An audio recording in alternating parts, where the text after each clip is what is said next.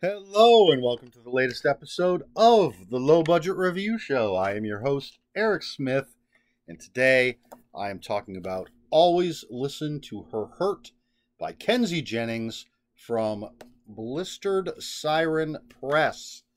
There is their logo, and this is a collection of short stories from Kenzie Jennings. And I'll tell you right off the bat, I had already read one of these, I believe.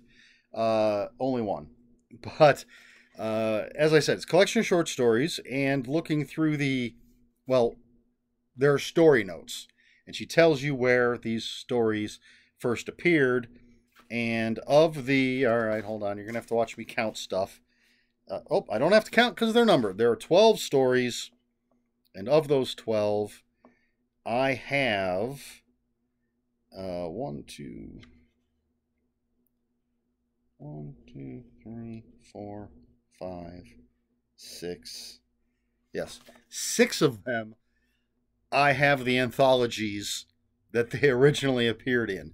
Now, I've only read one of those so far. But I have 2 copies of 6 of the 12 stories that are in here, which is fine. I have no problem with that. I just didn't realize that was going to be the case. But anyway, that's all neither here nor there. Kenzie Jennings, Always Listen to Her Hurt, a wonderful collection of short stories. I am a fan of Kenzie's, and I always wish that she were putting out more stuff. That's just me. I don't want to put any pressure on her. But I loved Reception. I loved her splatter western, Red Station. I don't recall exactly what the title is. Is it going to tell me in here?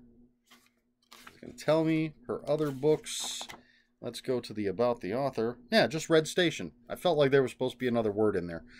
But yes, Reception and Red Station. Loved both of those.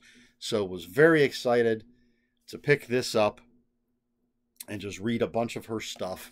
And it's a nice mix of different stories, different types of stories.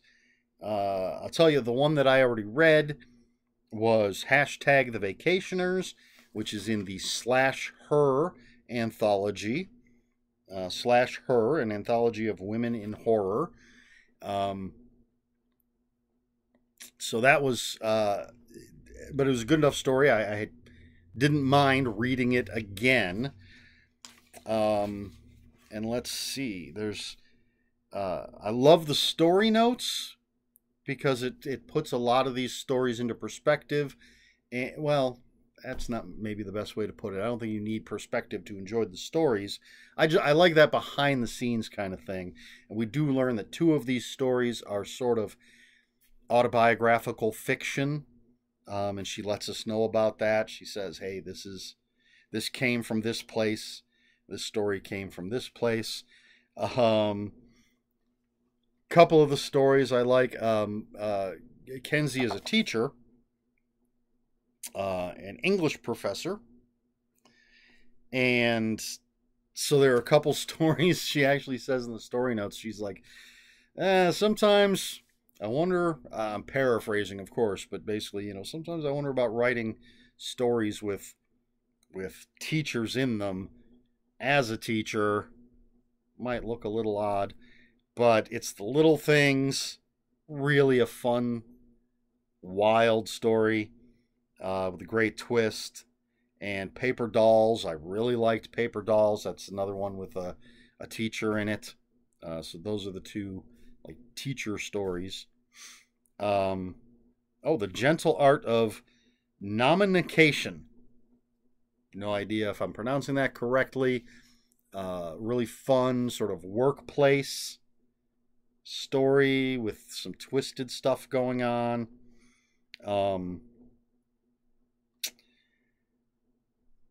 Single middle-aged cat lady seeks. Very weird story. Very cool. That's the last one in there. I'm just, looking at the titles here. I really need to start using. I I have these things. I got these for Christmas. I should really start using these and marking things that I want to mention. But I don't think that far ahead. Anyway, Always Listen to Her Hurt by Kenzie Jennings is a really nice, diverse collection. I think the first story, which is...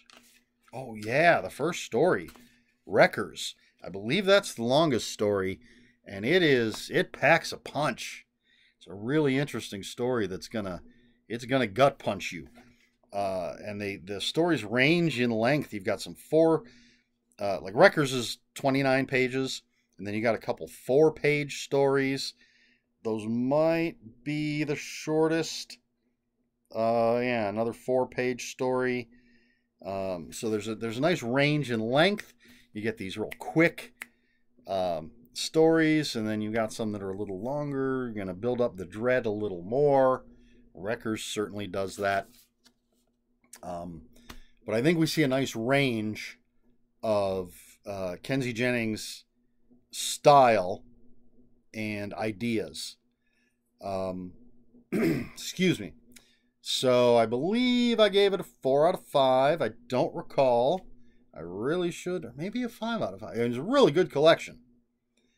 But as with any collection, you know, it's got its ups and downs. None of the stories are bad. Just, you know, some are good, some are really good, some are really, really good. So I either gave it a 4 out of 5 on Goodreads. I do not recall at this time. I really should check these things before I record a video. But what are you going to do? You can always look me up on Goodreads and see what I gave it. But I highly recommend it. I recommend reading anything by Kenzie Jennings. Reading some of these stories, after I finished this, I was like, man, do I want to just go and read Baker's Dozen?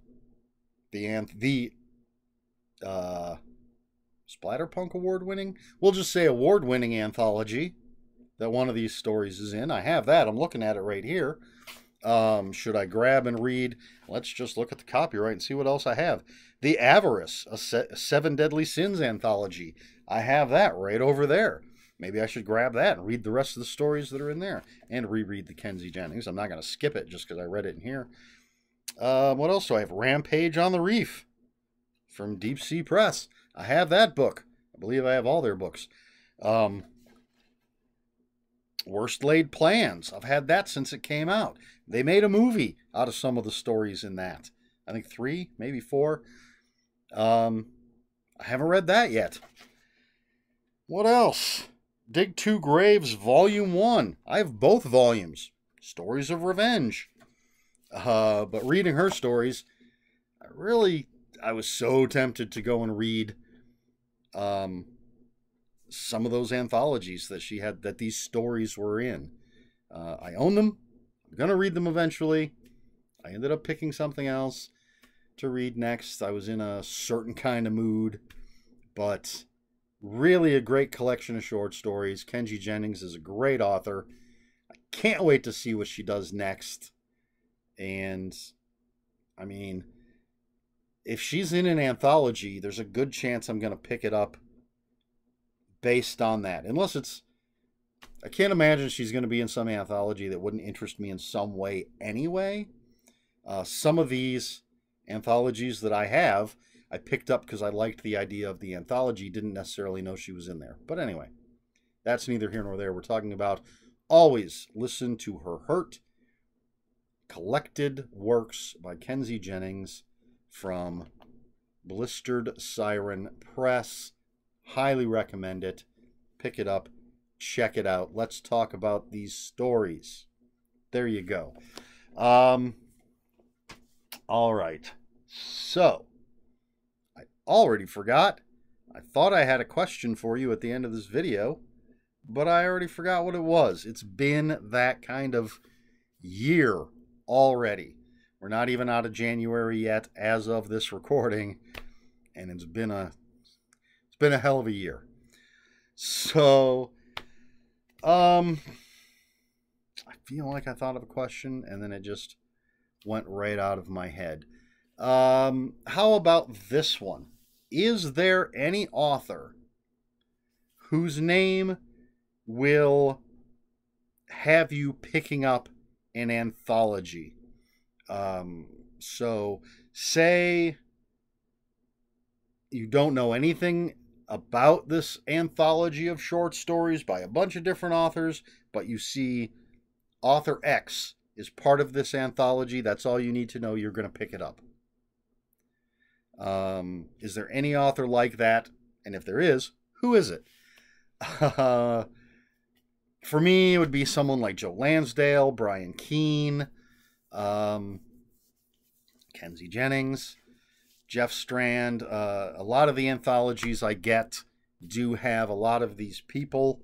There's one coming up that's, well, I mean, the idea of this anthology, I've mentioned it in my last comic book pull list, but Cullen Bunn is editing an anthology of horror sword and sorcery stories, and it's going to have Brian Keene, I believe Mary San Giovanni, a bunch of great authors.